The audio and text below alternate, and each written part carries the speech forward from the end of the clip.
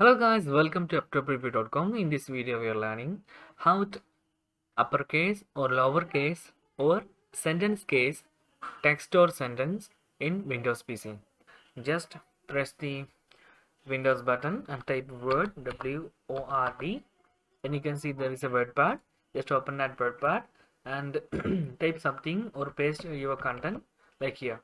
You can see those or the text. The all text is in lowercase. If you want to change to uppercase or lowercase or any sentence case, you can easily do that by pressing a shortcut in Windows.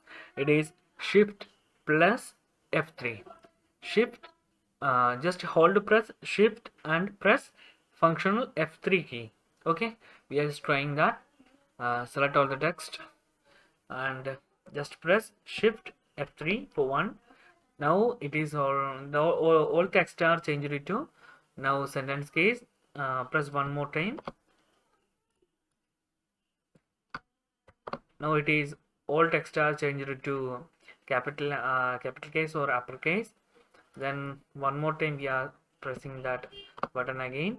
It is all of the sentence, it will be converted to lowercase. Okay, you can easily do that by pressing Shift plus F3.